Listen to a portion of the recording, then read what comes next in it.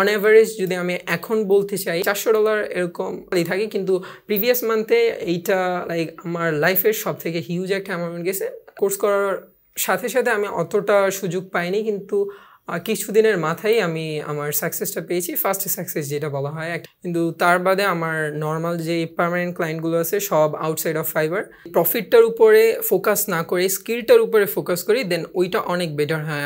ফাইবারের সাথে মানে আউটসাইড অফ ফাইবার আমি হিউজ পরিমাণে কাজ পাচ্ছি।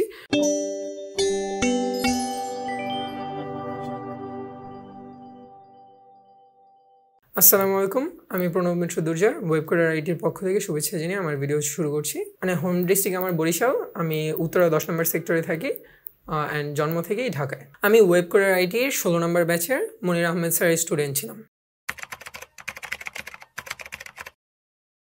আমি ফ্রিল্যান্সিং সম্পর্কে যখন শুরু করছি, লাইক আমার কাজগুলো, আমি ফ্রিল্যান্সিং সম্পর্কে কোনো ধারণা ছিল না।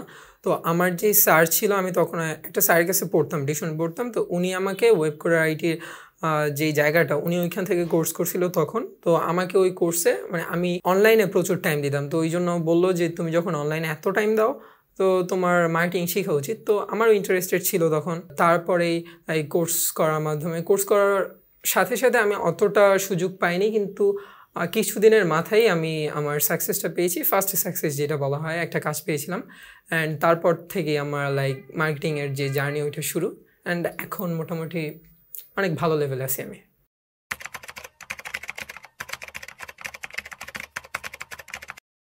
প্রথম দিকে যখন অবসর সময় যাইতো, আমি নর্মালি গেম খেলতাম, লাইক ওইটাই আমার একটা নেশা ছিল। অ্যান্ড আমি বই পড়তাম। তো বই পড়া এখনও চলে, কিন্তু যে গেম খেলা ওইটার জন্য টাইম পাই না, বিকজ যে অবসর সময়টা ওইটা আমি নর্মালি আমার ক্লায়েন্টকে দেওয়ার চেষ্টা করি। আমি এখন ফাইবার মার্কেট প্লেসে অতটা ফোকাসও দিই না, কাজও করি না, জাস্ট আলাদা ট্যাবে সবসময় ওপেন থাকে ফাইবার মার্কেট প্লেস। কিন্তু তার বাদে আমার নর্মাল যে পার্মানেন্ট ক্লায়েন্টগুলো আছে সব আউটসাইড অফ ফাইবার। তো ওই সব জায়গা থেকে আমি কোনো ক্লায়েন্টকে কনভিন্স করতে চাই, তখন ভিডিও কলের মাধ্যমে যখন আসে, লাইক ওনারা ফাইবারেও আমার অর্ডার করতে পারে, একটা স্কোপ আমি রেখে দিছি যেটার জন্য উনি বিশ্বাস করতে পারে অ্যাটলিস্ট যে আমি কোন জায়গায় কাজ করতেছি। অ্যান্ড লাইক আমার রিভিউ আছে মোটামুটি ভালো, লেভেল 1 সেলার এখন আমি। সো 2তে হয়তো বা কিছুদিনেই ঢুকে যাব। ফাইবারের সাথে মানে আউটসাইড অফ ফাইবার আমি হিউজ পরিমাণে কাজ পাচ্ছি। নর্মালি আমার ক্লায়েন্ট আছেন, ক্লায়েন্টের মাধ্যমে আরও ক্লায়েন্ট খোঁজা যায়। সো এইভাবেই কাজ পাচ্ছি।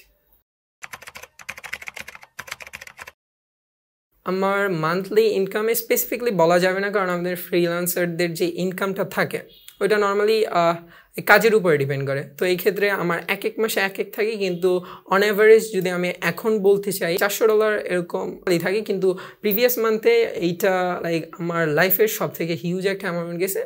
জানি না কিসের জন্য গেছে, বাট একটু প্রেশার বেশি নিয়েছিলাম, তার জন্য প্রফিটটাও বেশি আসছে। সো এইটাই। বাট আমার পার্মানেন্ট ক্লায়েন্ট যতগুলো আছে তার থেকে 300-400 থাকে, যেটা দিয়ে আমি অনেক ভালোভাবে লাইফ লিড করতে পারি। নতুনদের জন্য একটাই সাজেশন থাকবে যে আমরা যদি প্রফিটটার উপরে ফোকাস না করে স্কিলটার উপরে ফোকাস করি, দেন ওইটা অনেক বেটার হয়। এবং কি ধরেন যখন আপনি কাজ করতে যাবেন মার্কেট প্লেসে, ওরা কিন্তু স্কিল যেটা মানে ওই জিনিসটাই চায়। তো ওই ক্ষেত্রে ওইটার উপরে যদি ফোকাস রাখেন, তো পরে আপনার আর্নিংটা নর্মালি আপনি যেটা চান তার থেকে বেশি হবে। সো আমি বলবো যে টাকার দিকে কেউ তাকিয়ে ফ্রিল্যান্সিংয়ের দিকে আইসেন না, কারণ প্রথম দিকে কারোরই টাকা আসে না, আমারও আসে নাই। তো এই ক্ষেত্রে যদি আপনি শিখতে চান, কোনো কিছু নতুন জিনিস শিখতে চান, অনলাইন সম্পর্কে জিনিস শিখতে চান, আসেন। সো আজকে অনেক কথাই বলে ফেললাম মার্কেটিং নিয়ে। সো আমি সবার জন্য দোয়া করছি, সবাই মার্কেটিং শিখেন অ্যান্ড আর্নিং স্টার্ট করে দেন।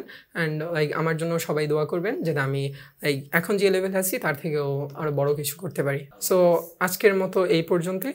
আল্লাহ হাফেজ।